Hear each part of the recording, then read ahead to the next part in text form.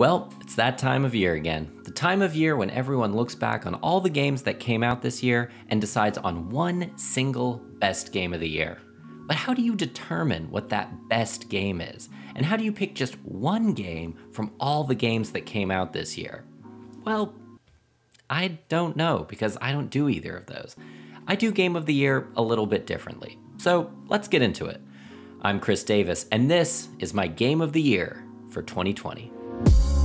To me, deciding on a Game of the Year is all about creating a record of what happened that year in video games. It's not about what the best game was, it's about what game best reflects the year in video games. Sometimes that game is the most innovative game, sometimes it's the most popular game, and sometimes it's the game that does the best job of commenting on culture outside of games.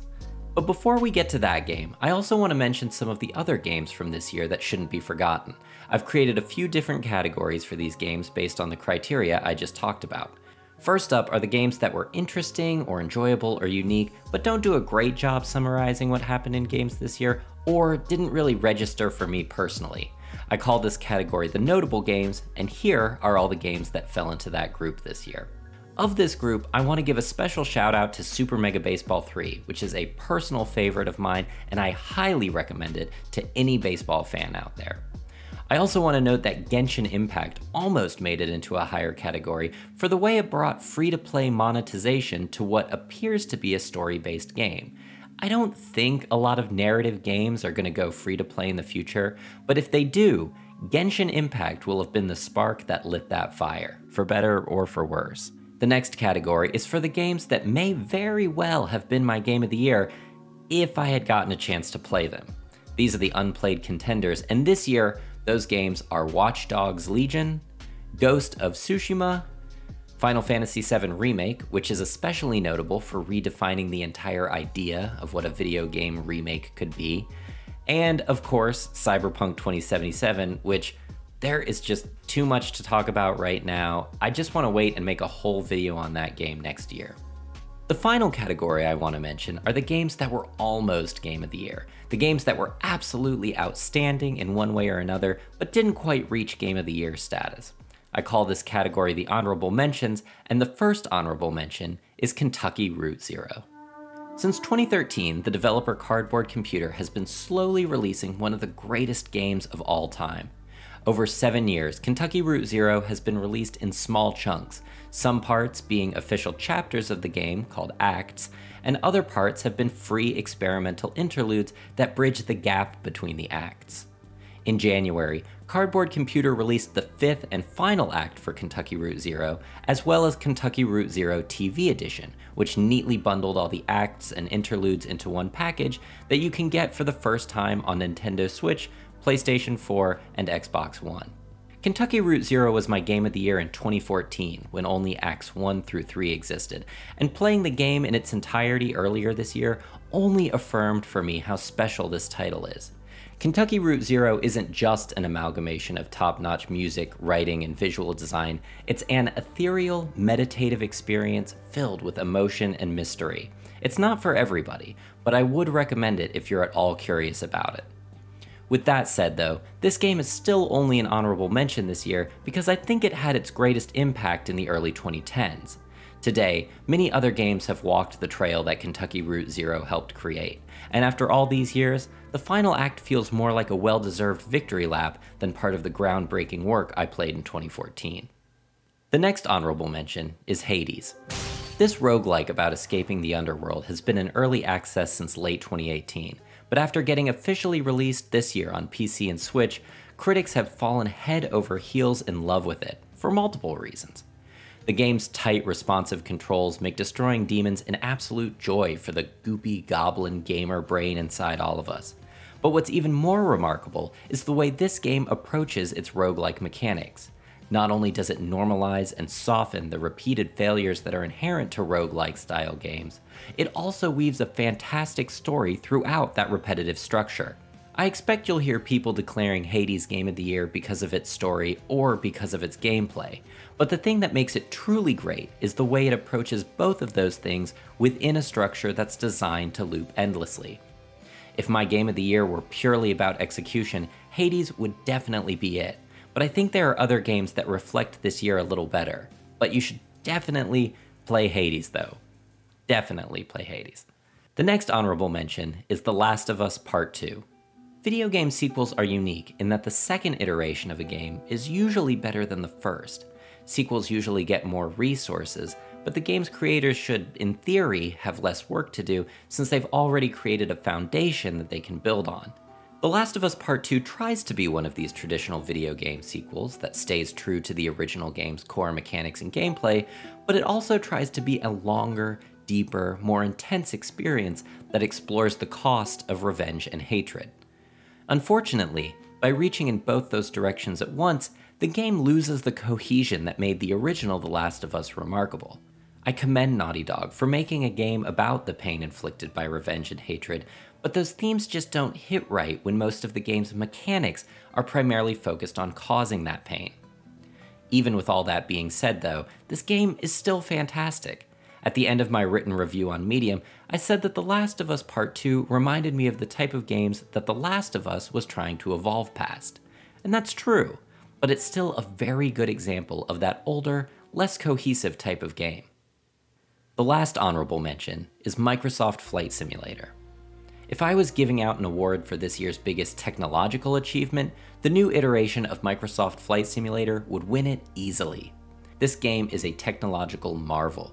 Using cloud computing, Flight Simulator allows you to fly anywhere in the world and experience accurate lighting, weather, and air traffic while you're there, all while offering cutting-edge graphics, simplified, refined controls, and a revamped and more realistic flight model. Many critics described this game as the first truly next-gen experience, but that designation also reflects how most of us aren't a part of that generation yet. Few PCs have the horsepower to run this game on its highest settings, and details like VR support and the Xbox-compatible version of the game are still in the works. But even on lower settings, the experience this game offers of flying over your house or along the coastline of your favorite vacation spot is truly incredible and worth checking out at least once, especially if you're a Game Pass subscriber. So, with all those games out of the way, here we are, finally at Game of the Year. And one of my last quirks about Game of the Year is that I usually don't pick just one Game of the Year. I usually pick two, and that's what I've done this year. Usually I pick one big budget game and one smaller budget game, but this year I've picked two big budget titles that I think are equally significant for very different reasons. So let's begin with my first Game of the Year, Half-Life Alyx. In the last 5 years or so, virtual reality has finally made its way into the mainstream. These days, the once science fiction idea of a headset that shoots 3D images straight into your eyeballs while responding to your head's movement is available for about $300 at your local Best Buy. However, most of the interactive experiences that these headsets offer are pretty limited. Currently, the best games in VR are simple, abstract, psychedelic experiences like Beat Saber, Tetris Effect, and Super Hypercube. Other offerings mostly fall into two categories: older games that now have a VR mode that's limited or not so limited, and smaller games that offer a single, simple mechanic like shooting guns or platforming. What we've yet to see is a game that pulls out all the stops and offers a full-length AAA experience that's designed from the ground up for VR. Or at least we hadn't seen that until March of this year when Valve released Half-Life Alyx, a 10 to 15 hour VR experience where you play as Alex Vance, a rebel who must shoot and hack her way through a mission to save her kidnapped father. As many have said, Half-Life Alyx is VR's killer app because this is the first game that shows how VR can be more than just a novelty. There are great VR games out there, but as I said earlier, most are short, limited, or experimental. They're novelties, and although they're great for showing off the potential of VR, they're not so great for providing the hours of engagement we've come to associate with video games. Half-Life Alyx, on the other hand, is way more than one of these simple novelties. It takes the best elements of those smaller VR games and combines them to create one cohesive whole that will keep players comfortable and entertained for hours. Not only does Alyx demonstrate how to create longer, more detailed VR games, it's also a tool that will allow smaller developers and individuals to start dipping their toes into creating VR games. Just as they did with Half-Life 2, Valve has released tools and documentation that will allow people to easily create and distribute mods for the game. All of this is in keeping with Valve's tradition of showing the future of games through the Half-Life franchise. The original Half-Life was Valve's debut game. Half-Life 2 was designed to demonstrate all the amazing things Valve's new Source engine could do, while also showing the future of distribution by requiring players to download Steam to play the game. And now, Half-Life Alyx is showing the potential future of VR. However, it's still going to take a little while before the future glimpsed via Half-Life Alyx arrives for everyone. Like most VR games, Alyx requires a fairly beefy PC setup, as well as a VR headset, which can range in price from the relatively affordable $300 Oculus Quest 2 to the top-of-the-line Valve Index, which costs a whopping $1,000 if you opt for the complete kit that includes controllers and base stations that allow for room-scale gameplay. I went the PSVR route a few years ago, so I haven't been able to experience Half-Life Alyx yet. But because this game is going to have such a big impact on VR developers, I have a feeling I might experience the reverberations this game has created before I even get to play the game itself. That's how important Half-Life Alyx is going to be. Now to move from a game that very few people got to experience to a game that it seems like almost everyone experienced. Obviously, 2020 has been shaped and defined by one thing: the coronavirus pandemic. In March, the world learned that the best way to combat this new deadly virus was to stay home and minimize contact with other people. And so, what did many of these people do who were stuck at home?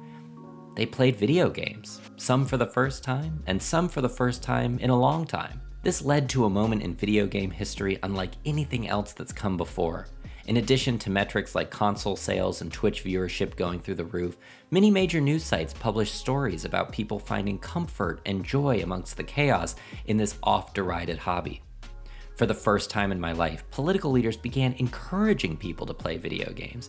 In addition to anecdotal moments like this Italian mayor yelling at his constituents to go home and play video games, the World Health Organization actually started a campaign called #PlayApartTogether, which encouraged people to socialize through video games instead of in-person interaction. And that has spurred research to examine if video games might be good for our mental health. And no game has better encapsulated this moment than Animal Crossing New Horizons, my other game of the year for 2020. On March 20th, 2020, as many businesses were closing or shifting to work from home plans, Nintendo released a new entry in one of its more obscure franchises, Animal Crossing. The game was billed as an escape to a tropical island where you can build your own paradise through simple harvesting and building mechanics. Almost instantly, the game became a pop culture phenomenon. Not only did it become one of Nintendo's best-selling games ever, many people used the game as a tool for doing what they couldn't do during the pandemic. Animal Crossing became a venue not just for hanging out with friends, but for weddings, funerals, talk shows, even political organizing, both in the US and abroad.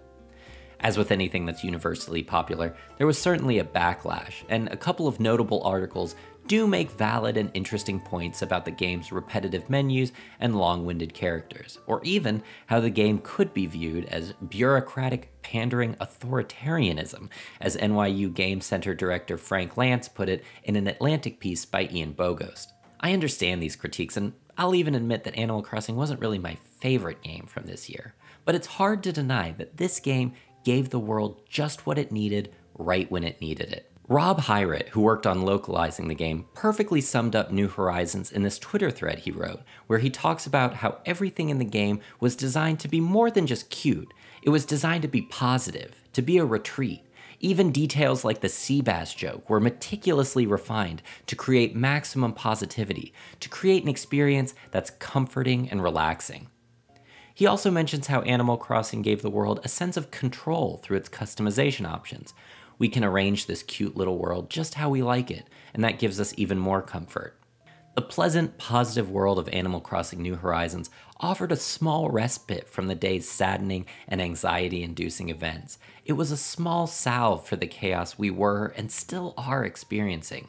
But perhaps even more significantly, Animal Crossing New Horizons hasn't just been an escape for established video game players, it's also opened the door for new players.